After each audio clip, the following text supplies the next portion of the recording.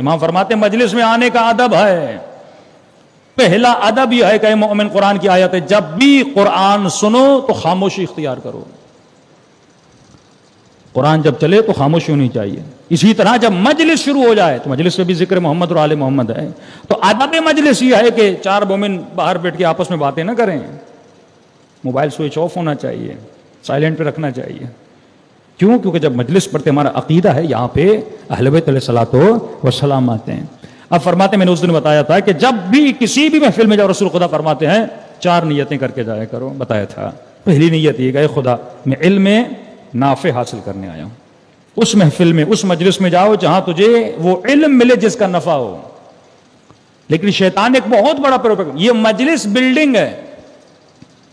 آپ بلڈنگز بناتے ہیں، کردار کی بلڈنگز بناتے ہیں، اخلاق کی بلڈنگز بناتے ہیں، لیکن ایک بہت بڑا پروپیگنڈا ہوا کہ بھائی مجلس کا مطلب یہ ہے کہ سلام ہو، مرثیہ ہو اور اس کے بعد منہ خوانی ہو.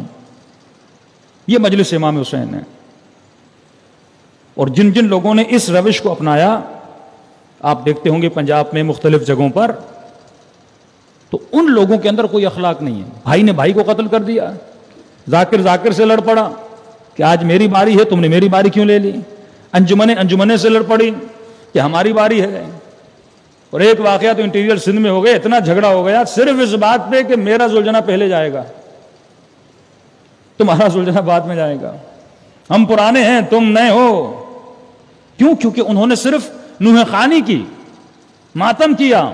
لیکن جو مجلس بیسک تھی انسان کی کردار سازی کے لیے، جو ہدف عزاداری امام حسین، یہ مجلس ہے کہ جس میں مومن آئے اور حسینی کردار لے کر جائے. مجلس کا مقصد صرف ماتم نہیں ہے. ہاں، وہ ماتم عزا کا جز ہے، حسن مجلس امام حسین ہے، لیکن بیسک جو بلڈنگ ہے یہ مجلس ہے جس سے انسان اخلاق سیکھتا ہے. اور جب اخلاق حسینی نہیں ہوتا تو یہ سارے واقعات آپ پاکستان میں دیکھتے ہیں. اور کسی مومن نے یہاں تک بول دیا، مولانا اب تو ویڈیوز بنائی جا رہی ہیں، خواتین اپنے گھروں کی مجلسوں کی ویڈیوز بنا کے یوٹیوب پہ رکھ رہی ہیں. اور آپ کو پتا جب انسان ماتم کرتا ہے تو کس حال میں ہوتا ہے؟ سر پہ دوپٹہ نہیں ہوتا، گلا چاک ہوتا ہے. اور شیعہ عورتیں ان کی ویڈیوز یوٹیوب پہ رکھی جا رہی ہیں. دنیا مذاق اڑا رہی ہوگی. یہ درس مجلس امام حسین نے تجھے دیا تھا کہ جس چادر کی خاطر سیدہ زینب پوری زندگی روتی رہیں، جس دین کی خاطر امام حسین نے گلا کٹوا دیا. یہ مسائل کیوں ایجاد ہوتے ہیں؟ کیونکہ ہم اصل جو مغز ہے عزاداری امام حسین کا وہ مجلس ہے. اور مجلس کا جو اصل لب لباب ہے وہ یہ ہے کہ انسان کے وجود میں کردار اہل بیت کو اجاگر کیا جائے. ان اہداف کو جب بیان نہیں کیا جاتا، ہم نے مجلس کو بنا دیا کہ صرف مجھے اپنے مخالف کا طنز کرنا ہے، اور مجمع اس طنز پہ خوش ہو کے وہوہ کرتا ہے. پھر جب ان کی مجلسوں میں جاتے ہیں وہ بھی طنز کرتے ہیں، اور پھر اسی طنز سے حب ذات پیدا ہوتی ہے. اور پھر حب ذات، حب مکتب، حب فقہ، میری فقہ تمہاری فقہ، میرا امام تمہارا امام، اس سے جھگڑے شروع ہو جاتے ہیں.